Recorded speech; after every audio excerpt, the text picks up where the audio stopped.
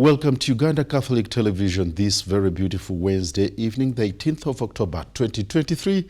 I'm Oriema John Pasco. To start with, the situation has been heightened in Kasese district following Tuesday's evening killings of two foreign tourists, a tour guide and their driver in Queen Elizabeth National Park. Ayebaleam Athone starts us off with the story. Suspected rebels of the Allied Democratic Forces yesterday evening killed two foreign tourists and a Ugandan national in Queen Elizabeth National Park located in Kasese district.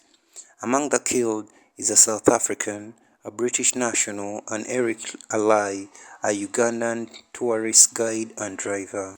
The Uganda People's Defense Forces has intensified its operations along the border with the Democratic Republic of Congo in Kasese in the hunt for suspected ADF rebels who killed the three people on Tuesday evening. The attack happened at around 6:40 p.m. near Lake Nyamunuka along the Kasese-Katwe road, with the attackers torching a vehicle belonging to Gorilla and Wildlife Safaris. Army spokesperson Brigadier General Felix Kulaije says that a joint team of UPDF, Uganda Police Force and Uganda Wildlife Authority personnel have been deployed to track down the attackers. He noted that these isolated cases are being used by the ADF as a tactic to divert the people who are pursuing them in the Democratic Republic of Congo. Last evening at about 6:40 p.m., suspected terrorists attacked and killed two tourists and the driver of the tourist vehicle along the Katunguru-Mwea-Katwe Road in Queen Elizabeth National Park. They also burned the vehicle. This attack is in retaliation to our accelerated operations inside the DRC with the hope of diverting us from the operation that has put a lot of pressure on the terrorists. We shall, instead of being diverted, increase the pressure on them in all ways, whether ground or air, in our continued bid to protect the people of Uganda and those who live in this country from these heinous acts. Brigadier Felix Kulaije has assured tourists that Uganda remains safe, adding that by the end of the day, the suspect will be targeted and eliminated. We hereby assure the tourism industry that this was an isolated incident. Otherwise, Uganda is secure and safe. The tourism sector is well protected, and efforts are in place to ensure this safety is unperturbed. The population is therefore requested to remain vigilant and cooperate with our forces to ensure that we execute our mandate. Patrick Chamaduma, Ayebaleam Anthony for Uctv News. Our hearts and condolences go to the families of the tourists and the Ugandan. Thank you, Lam, for that very beautiful story. Moving on, in an insightful conversation with Dr. Tumsime Crescent Max, a senior consultant radiologist based at St. Francis Hospital in Zambia, key and essential aspects of screening were addressed, with emphasis on preventive care and patient-centered approaches on cancer screening. Dr. Max sheds more light on the importance of breast cancer screening. And now this introduces us to Uganda Catholic Television Health Focus. I'm called Dr. Tumsime Crescent Max. Could address me as Dr. Max. I'm a consultant, radiologist. At the same time, I'm the president of the Association of Radiologists of Uganda. These are specialists who deal in using imaging techniques to make a diagnosis or to treat your diseases. Viewers, today we are here to talk about breast cancer. We all know this is a breast cancer awareness month. The month of October, we always use it to promote things that can help you to catch breast cancer early, at the same time to know what to do in case you're found with breast cancer, or what can you do to prevent it even. What is breast cancer? Breast cancer, in general, maybe it's because it's a cancer that is limited to the breast. Any cancer, when we are describing a cancer, the word cancer is actually an English word. You're having something that is abnormally growing in you. What happens is that you're having cells in your body which are uncontrollably growing faster. They are not normal cells. They are growing beyond what they're supposed to be growing, so they make up something like a lump.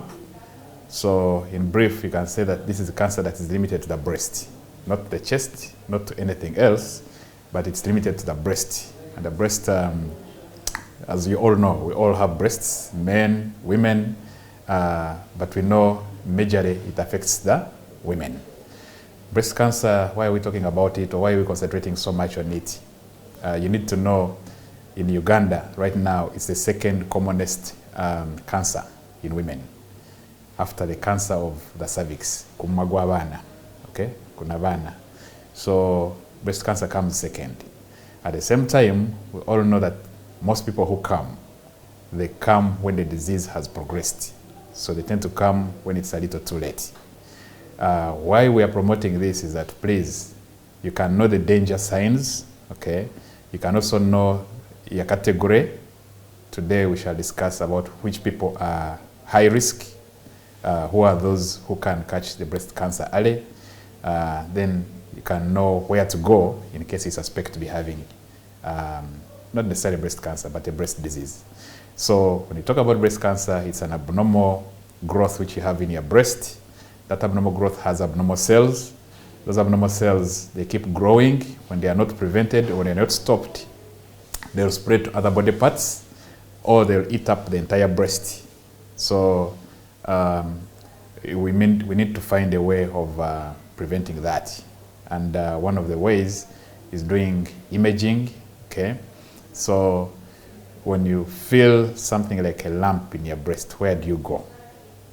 All doctors, not necessarily me, the specialist or any other specialist, you don't have to run to the cancer unit, okay?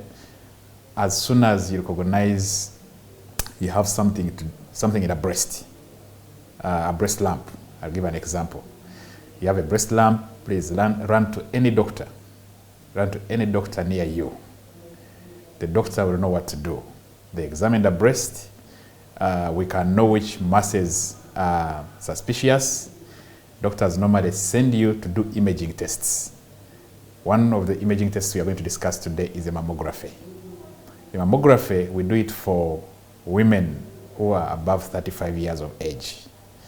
Below 35 years of age, we shall do your breast ultrasound, what we call like a TV. Okay? Why? When the breast is still young, it's still very tough, it's still very dense. So this mammography that we shall talk about today, it does not go through that tough breast nicely. Don't fear this mammography. I'll explain how it works.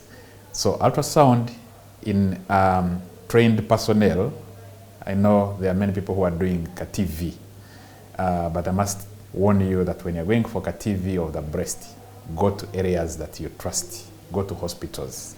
There are already dedicated hospitals which are doing ultrasound procedures. Ultrasound will catch anything in the breast. We can categorize it at ultrasound. We can say this, the way it looks, is either something harmless. The way it looks, it's something that is harmful. Now, after ultrasound, there's what we call mammography. This equipment that you see here, which we have at Insambia Hospital. So a mammography is an X-ray equipment. When I talk of X-ray, most people will get worried. This is a machine that releases or emits the radiation that is extremely very low. Okay? Some of you may not know that when you're walking out there in the sun, you're actually getting a radiation from the sun. It's almost the same amount of radiation that you're getting when you're walking outside there. So it releases very soft X-rays that penetrate soft parts like the breast. We don't use it for anything else. We don't use it for the chest. But we use a mammography for the breast because it only targets soft parts. So it goes through your breast. It's of course done by trained personnel.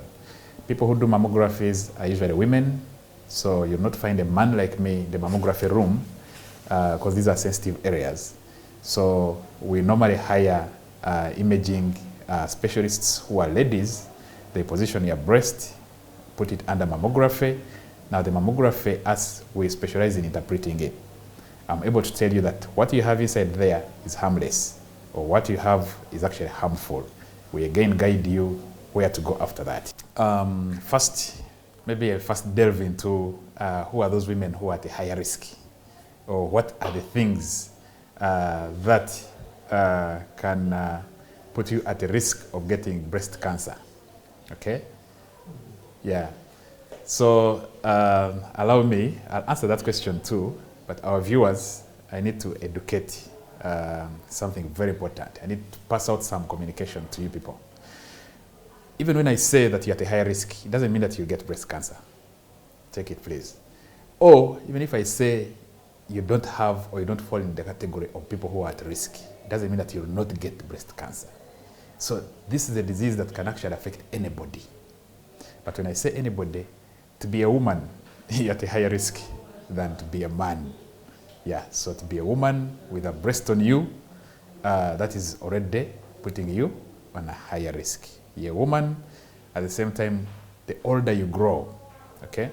Because we have found that most people who get breast cancer, they are in their older age category. So that's why we tend to even say any woman who has reached 40 years of age, you're required to perform a mammography, okay? Then women who are 35 to 40, we categorize those who are at a higher risk. They're the ones we tend to come and put under mammography.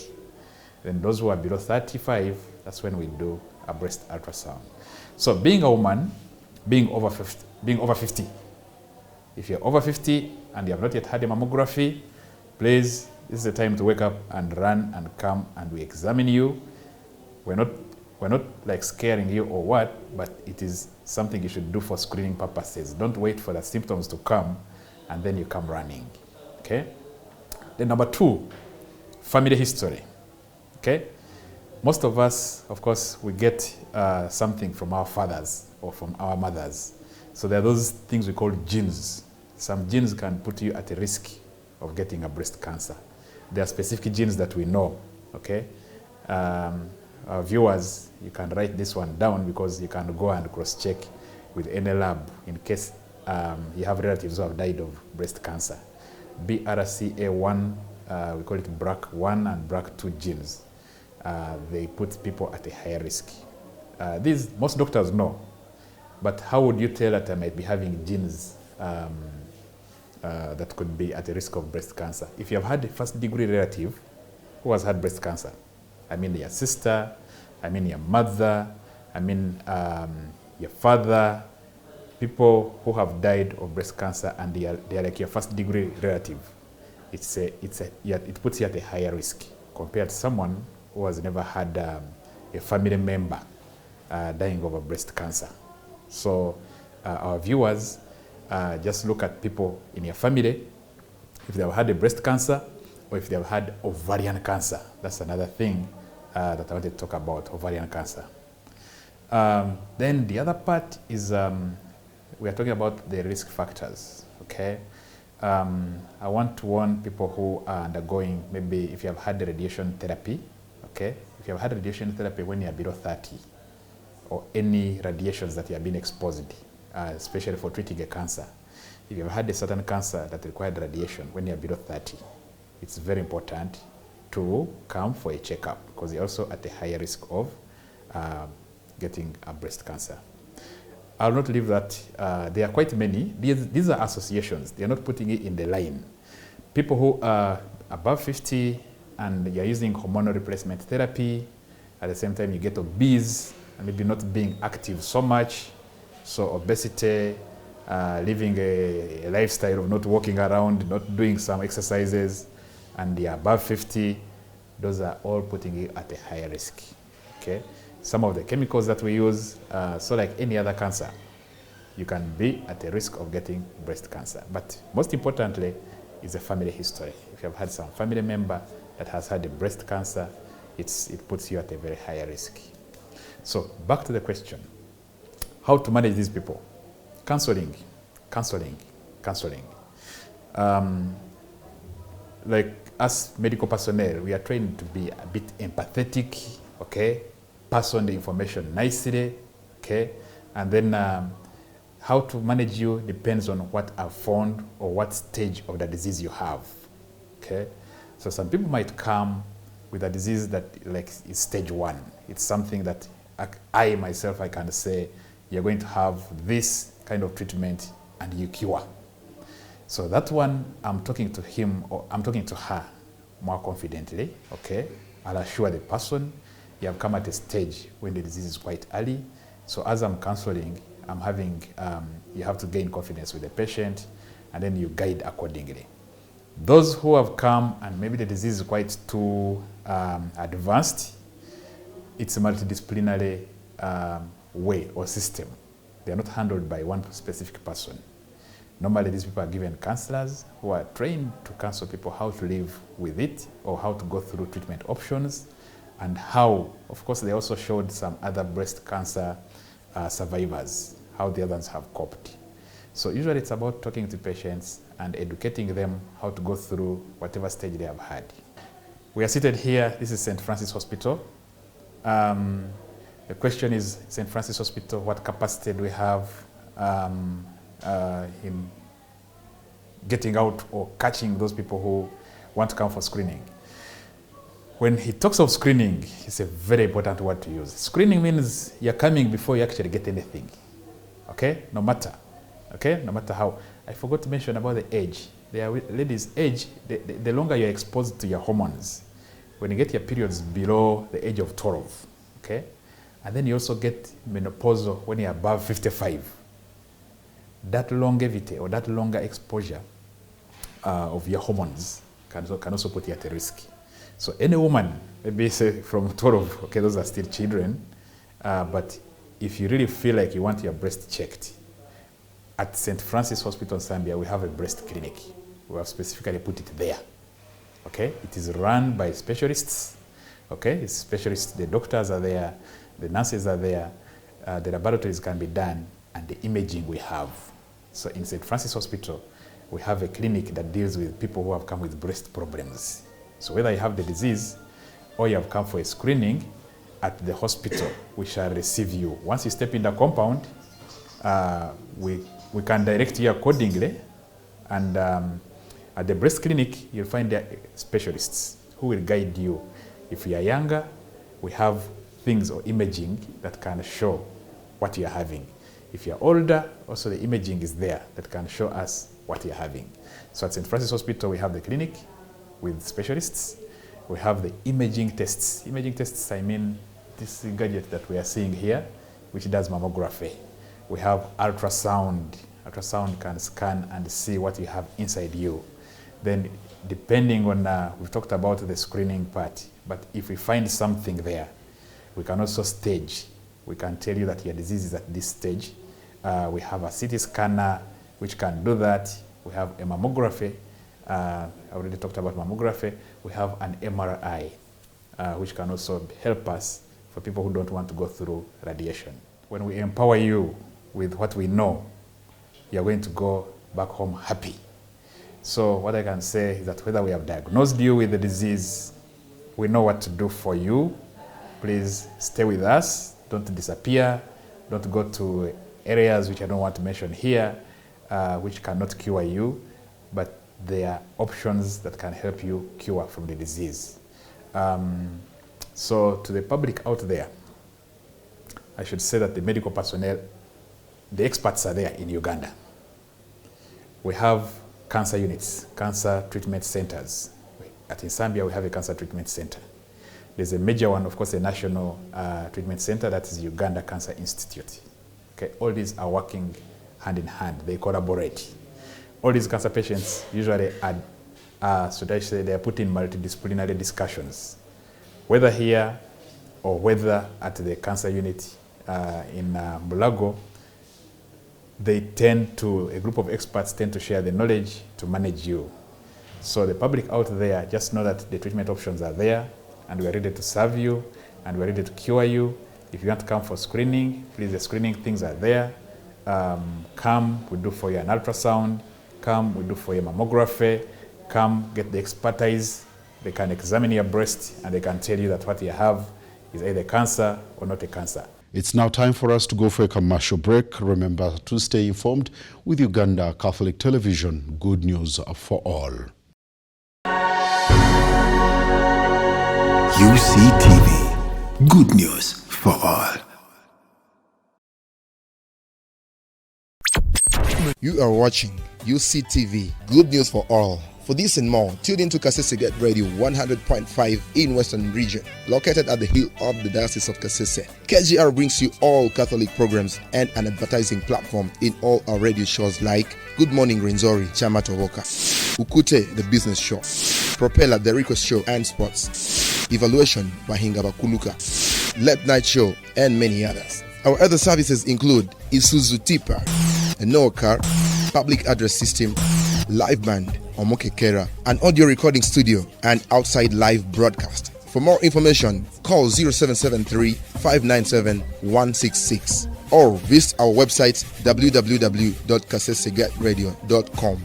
Kasese Radio, Omusondoria, the voice of truth.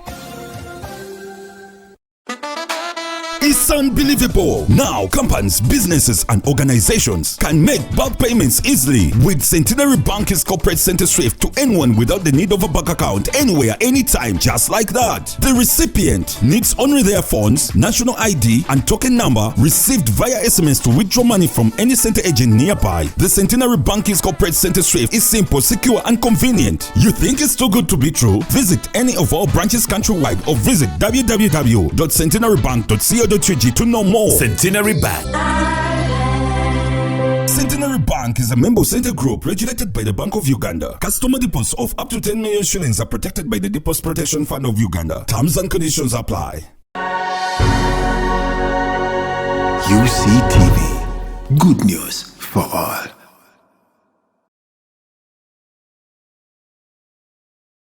Welcome back from that very beautiful commercial break. And in our sport this evening, John Walker Uganda Amateur Open has 126 golfers teeing off in the opening round. The 82nd edition was played at Uganda Golf Course Club in Kampala. Semgeze Mustafa filed the story.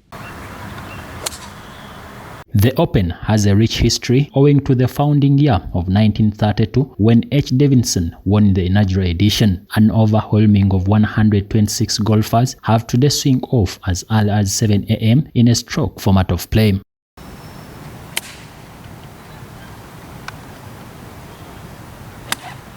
The majority of these golfers are Ugandans. Kenya, Rwanda, and Tanzania are also represented.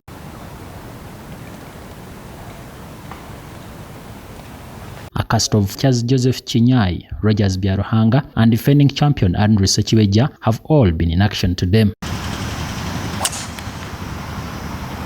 Alright, my name is Joseph Chinyai. I'm class 2 handicap. Heading into this Uganda Open 2023, my expectations are to win this tournament. But I've always played many Uganda Opens. I always have a bad start off. So today my plan is to keep calm and cool and patient on the course and get a good score for day one so that I'm not left far behind. Because in golf, once you're far behind, you put yourself on pressure and it's hard for you to cover up and come back into the winning stage. So I don't want to lose it on day one. I want to catch up on day one so that I can give my fans all the best they have hoped in me always. So this is the day and I'm hoping to give my fans the best. The Uganda Golf Union President Moses Masiko has also vowed to put up a good display and thanked all the sponsors. This year being called Johnny Walker 2023 Uganda Open Challenge. Yes, it's a bright day. It's day one for the amateurs. Uganda Open is predominantly an amateur event, so this is the main part of the event. We've had news from so far the leaderboard, Godfrey Nsubuga, national team player who's through 7 - 5. Myself, I'm playing with Chinyai, the captain of the national team, Joseph Chinyai, and former winner for this event. I am very motivated. I think I am going to play good golf. I always do. But I'd like to thank the sponsors, the players who have turned up in numbers this time round. I thank the sponsor, the anchor sponsor, Johnny Walker, Uganda Boys, and the other sponsors who include Case Medicare, Pinnacle, Absa Bank, and so many others who have made this possible. In another interesting sports story, Ismailu Tamubuda and Dennis Onongo scored as the Islamic University of Uganda beat YMCA. Semgeze still filed this story. Other than the skipper, Captain Kawoya Shafiq, shot number 10. Mugisu. Ulile ngato wano. Referee Gambia play on. Ombira!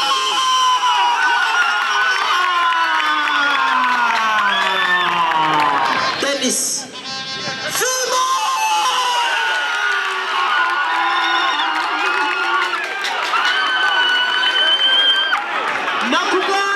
Well, it was a typical away game, and I lost in the first moment, around 10 minutes. I conceded actually an early goal, though I would say it was a bit unfortunate that my captain was fouled, and in the end we conceded a goal. Then the second one was still from a set piece. We lost the game, and I also lost the game through a red card, as well as first half. But I appreciate the boys have played. They have played to what I expect. My name is Kawoya Imam Shafiq, captain IUIU. We've won the game. It's a consecutive win at home. We are very happy. We are very strong. We came prior to the game knowing that we needed a win, and we've got it. The opponents were very good, though we imagined to be best, and we've won the game. We are very happy. The best team scores and wins. It's also all about possession. It's all about that goals. Goals count and possession does not count. We scored the first 2 goals when they were 11, and it doesn't matter whether they played a lot. What matters is the 3 points and the 2 goals. My name is Haruna Keba, the sports administrator IUIO and the coach at the same time. Today's win is so great for us, given that our group is very tough, it is very tightly contested. A win at home, which is consecutive, is a very big milestone to us to be able to qualify, because we are joint leaders on the table, and we need to fight on to see that we can qualify. Having 2 goals, when you are playing a very good team like that one, it is a tactical approach. Because if you can remember, in the whole 45 minutes, they had 1 shot at goal. So what do I go for more goals when I can defend the 2? And they cannot shoot at my goal. Thank you very much for having watched us on Uganda Catholic Television. And this brings us at the end of our bulletin. Good evening. I'm Oriema John Pasco.